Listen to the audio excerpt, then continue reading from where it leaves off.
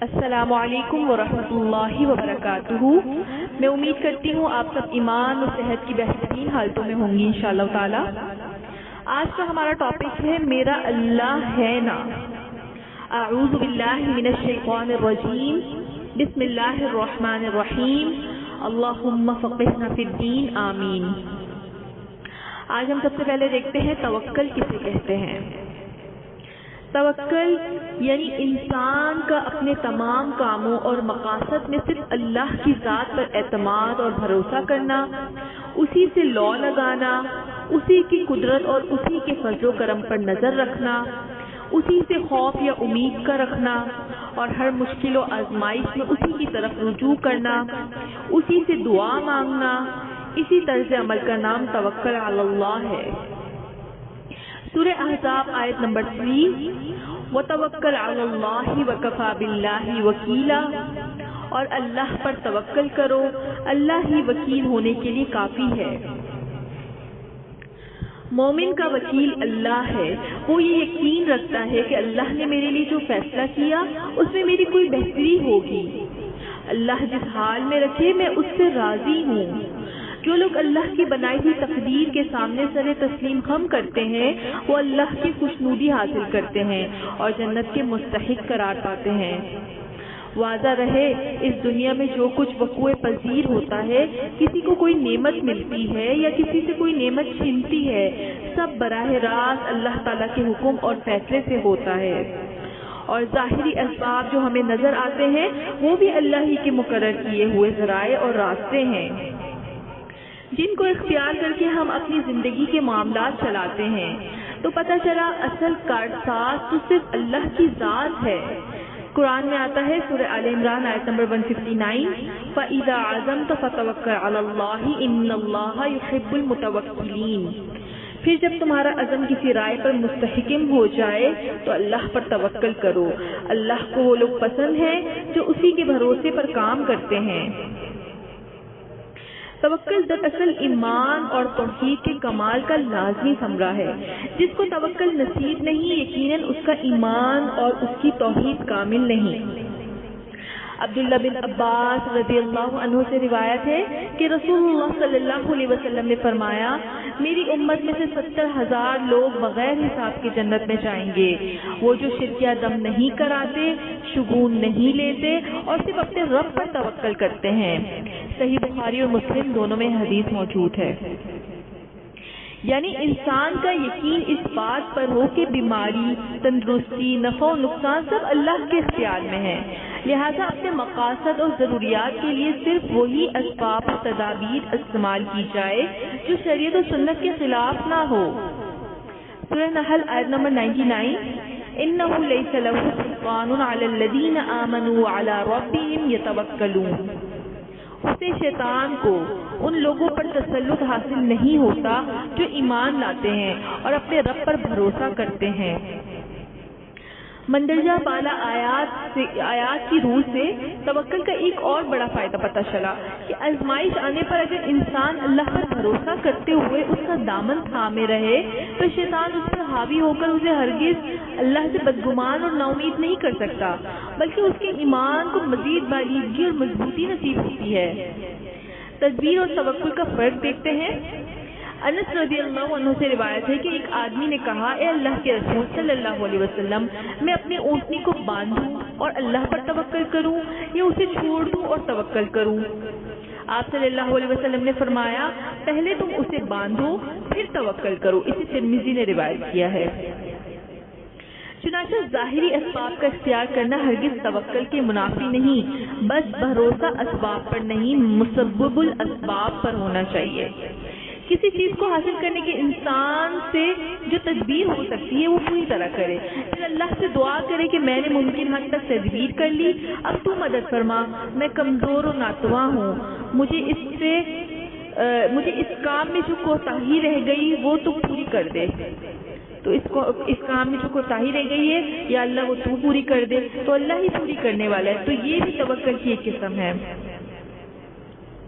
عمر بن عاص رضی اللہ عنہ سے روایت ہے کہ رسول اللہ صلی اللہ علیہ وسلم نے فرمایا، آدمی کا دل ہر وادی میں بھٹکتا رہتا ہے، تو جو شخص اپنے دل کو وادیوں میں بھٹکنے کے لیے چھوڑ دے گا تو اللہ کو اس کی پرواہ نہ ہوگی کہ اس کو کون سی وادی میں تباہ کرے، اور جو شخص اللہ پر بھروسہ کرے اللہ تعالیٰ اس کو ان وادیوں میں بھٹکنے اور تباہ ہونے سے بچا لے گا۔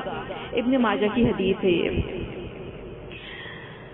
اس حدیث سے ہمیں یہ سبق ملتا ہے کہ اگر آدمی اللہ کو اپنا وکیل اور سرپرست نہیں بناتا تو اس کا دل ہمیشہ پریشان رہتا ہے، اور وہ اگر ایسا نہ ہوتا، کاش میں ایسا کر لیتا، کہ چکر سے باہر ہی نہیں نکلتا۔ لیکن جو اپنے دل کو اللہ کی طرف یکسو کر لیتا ہے تو وہ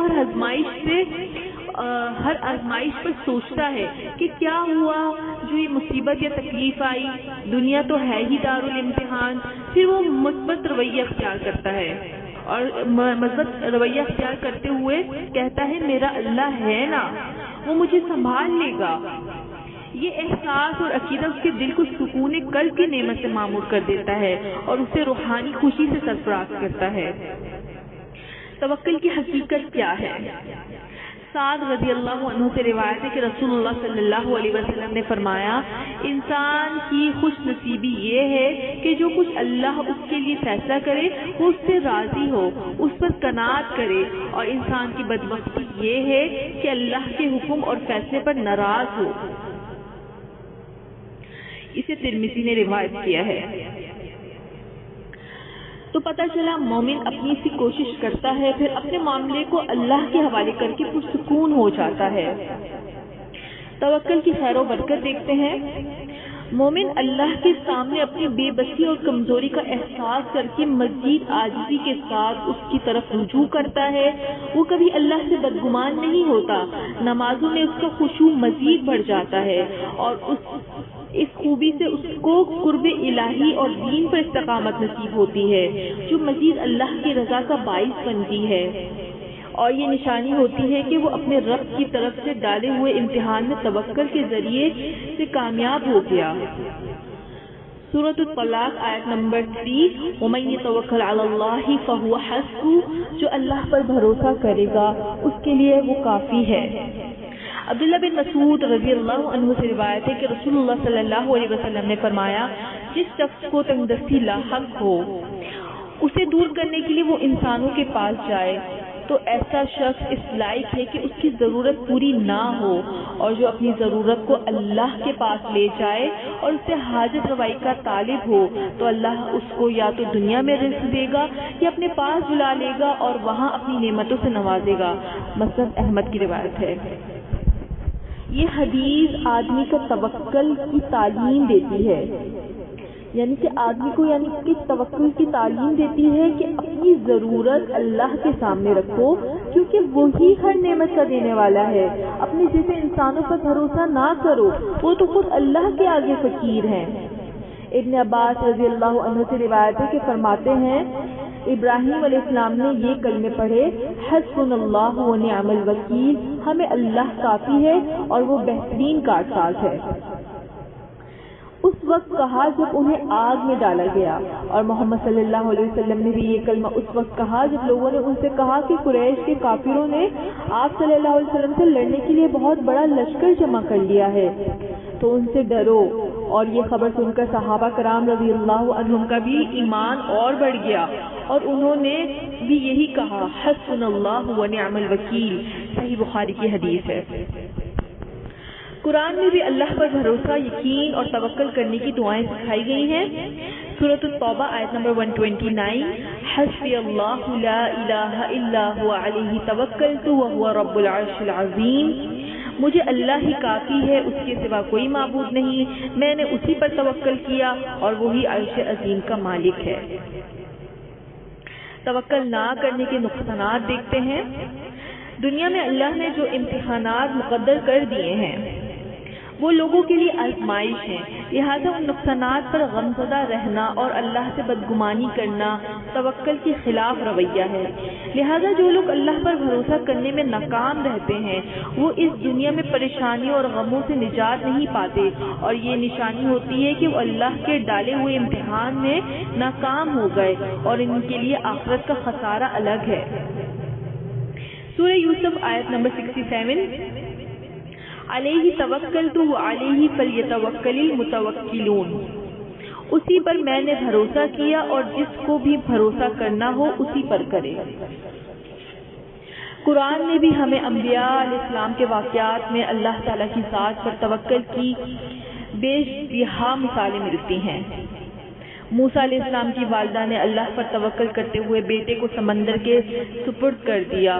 اللہ تعالیٰ نے موسیٰ علیہ السلام کے اگلے دودھ پینے کے وقت سے پہلے دوبارہ بیٹے کو ماں سے ملا دیا۔ یوسف علیہ السلام نے ہر مشکل حالات میں اللہ پر توکل کا دامن نہ چھوڑا، نتیجتاً ان کو والدین اور خاندان بھی واپس ملا اور دنیاوی بادشاہت بھی نصیب ہوئی۔ ایوب علیہ السلام نے اپنی بیماری میں اللہ ہی پر بھروسہ کرتے ہوئے اپنی زبان کو شکایت سے پاک رکھا کہ اللہ ہی مجھے شفا دے گا۔ اللہ نے بالآخر ان کو صحت بھی دی اور مزید نعمتوں سے بھی نوازا۔ موسیٰ علیہ السلام اللہ کے بھروسے پر ٹھاٹے مارتے سمندر میں وما اپنے ساتھیوں کے داخل ہو گئے اور دیکھتے ہی دیکھتے سمندر پھٹا اور وہ اور ان کے ساتھی حفاظت سے دوسرے کنارے پہنچ گئے اور فرعون اسی سمندر میں غرق کر دیا گیا۔ ابراہیم علیہ السلام اللہ کے بھروسے پر آگ میں کود گئے۔ اللہ نے ان کے لیے اس آگ کو ٹھنڈی کر کے ان کو ہر ضرر سے بچا لیا۔ پھر انہوں نے اللہ کے بھروسے پر اپنے بیٹے کے گلے پر چھری پھیرنے سے بھی گریز نہ کیا اور اللہ تعالیٰ نے ذبح کرنے سے پہلے اسماعیل علیہ السلام کو ایک دمبا سے بدل دیا۔ سبحان اللہ۔ یاد رکھیں، اللہ اکثر اوقات بطور آزمائش قربانی مانگتا ہے مگر لیتا نہیں۔ اسی طرح بندہ مومن کو بھی اپنی زندگی میں اللہ کی قدرت اور اس کی مدد کا تجربہ اکثر اوقات ہوتا رہتا ہے، مگر شرط ہے کہ وہ ہر اچھے برے حالات میں اللہ ہی کی طرف رجوع کرے، اسی سے محبت اور اسی کی اطاعت کرے اور سب سے بڑھ کر اسی پر بھروسہ اور توکل کرے۔ جزاکم اللہ خیرا کثیرا۔ السلام علیکم ورحمۃ اللہ وبرکاتہ۔